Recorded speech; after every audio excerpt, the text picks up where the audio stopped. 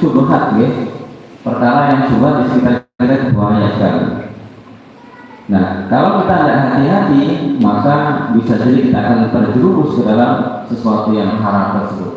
Karena antara halal dan haram itu kadang bersebelahan gitu. Apalagi perkara itu adalah perkara yang syubhat.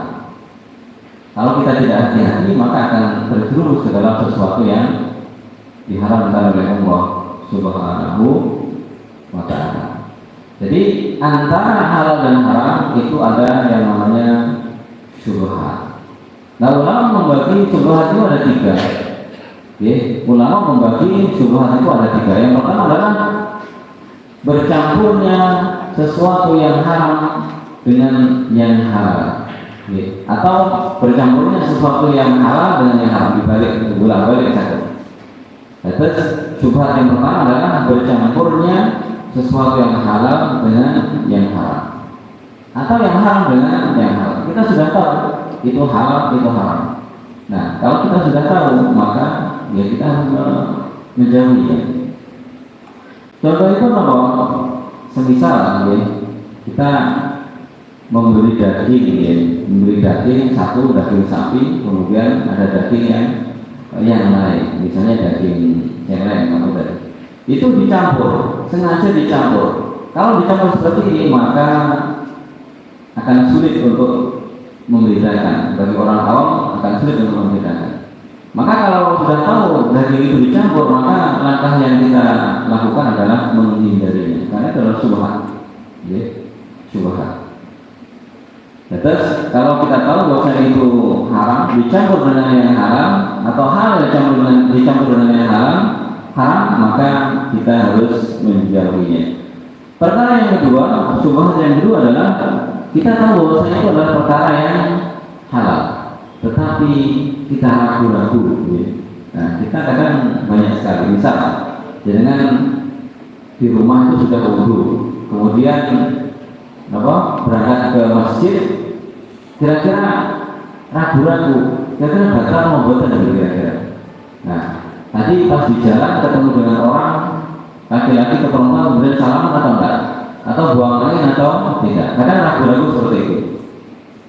Nah, kalau ragu-ragu terutama dalam masalah wudu, maka kita harus memakai kaidah al-yaqinu la yazalu syak. Keyakinan tidak bisa mengalahkan keraguan-keraguan. Nah, itu saya misalnya dengan yakin belum batal, yakin mau langsung sholat. Yang penting memang belum batal. Tapi yang misalnya dengan pernah ngomong dan misalnya salaman kali di sini, ngomong kali dari lain mungkin itu bisa membatalkan. Karena sentuhan dalam mazhab Syafi'i, sentuhan laki-laki dan perempuan tanpa adanya hijab membatalkan. Beda dengan mazhab Hambali. Misalnya dengan ke Mekah itu kebanyakan menggunakan mazhab Hambali. Maka sentuhan kulit laki-laki dan perempuan misalnya di Masjidil Haram ketika tawaf itu kadang berbatal karena di sana menggunakan mazhab yang berbeda. Nah, kalau kita menggunakan mazhab Syafi'i, maka sentuhan kulit laki-laki dan perempuan tanpa adanya hijab, maka juga belum wudu, batal wudu. Tapi kalau misalnya dengan yakin belum batal, yakin mau, karena al-yaqinu la yazalu bisa. Keyakinan tidak bisa dikalahkan dengan keraguan.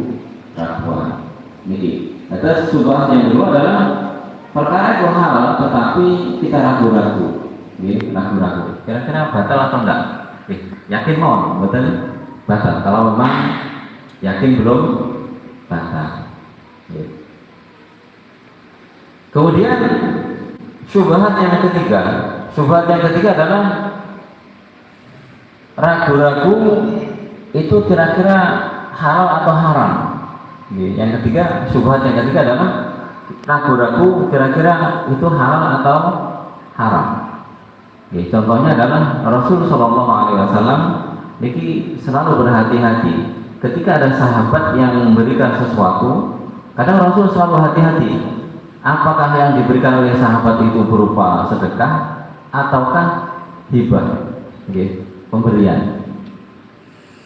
Kalau seandainya haram bagi